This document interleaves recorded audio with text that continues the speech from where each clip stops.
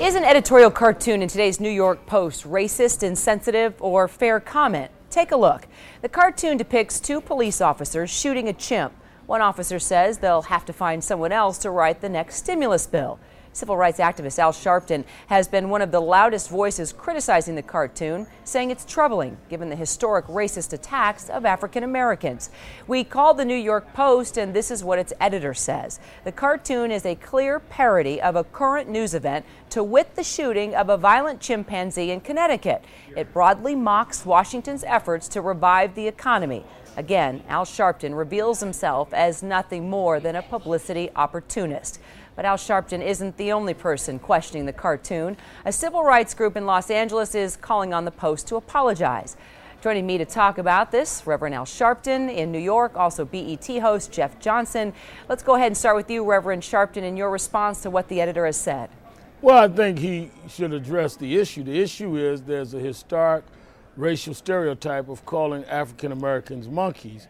How you have a chimpanzee there as one who personifies the economic stimulus package that clearly is advocated and authored by the president, the first African American president, is clear. He never addressed that. You know, it's interesting to me when I told hip hop artists not to use the N word, H word, B word, I wasn't being an opportunist. When Republicans joined me on education stuff just 2 weeks ago, I was an opportunist. But if I questioned the New York Post, who questioned Jeremiah Wright and others, all of a sudden I'm an opportunist. They should answer the question, because people are very concerned about the racial inference of this cartoon. And you bring up an interesting point about the racial inference. It got us talking this morning. I even looked around to my group in the morning meeting, and in particular African American members of my team, and I said, do you actually remember how that correlation between blacks and monkeys started? And my EP actually found this, and I want to read it to you. It's actually a text,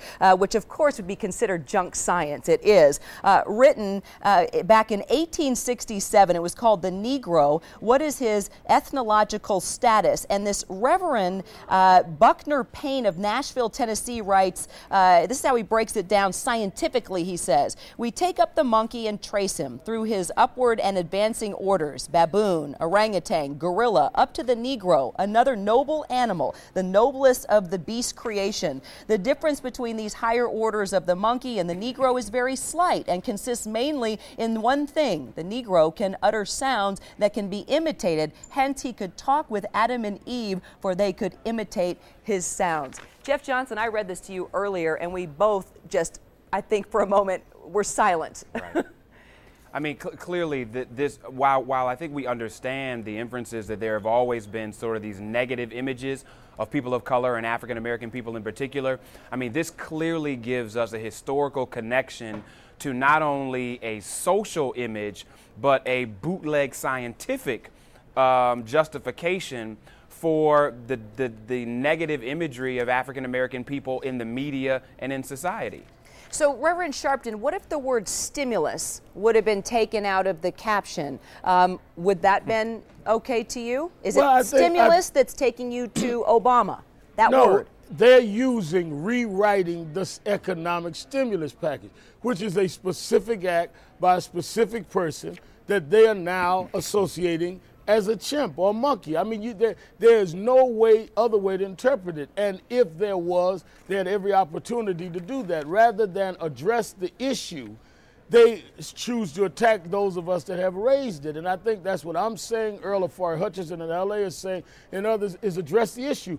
That is what they made Mr. Obama do about his former pastor. That's what they made all of us do about any number of things. So you can't tell everyone you can't use sermon language and other things, but that we can just use parody and use a racial stereotype that you yourself has read has an ugly history. Yeah. All right, a cartoonist. And Jeff, I'm going to get, Jeff, let me just read the statement from the cartoonist, and I want to get you to jump in, Jeff, okay?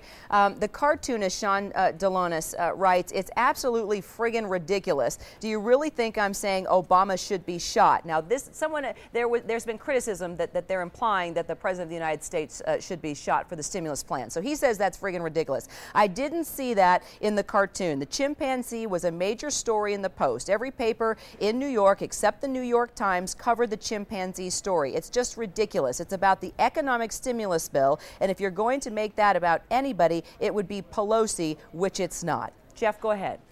What's freaking ridiculous is that anybody in their right mind would be able to make a connection between the stimulus and the chimp story. There clearly isn't one.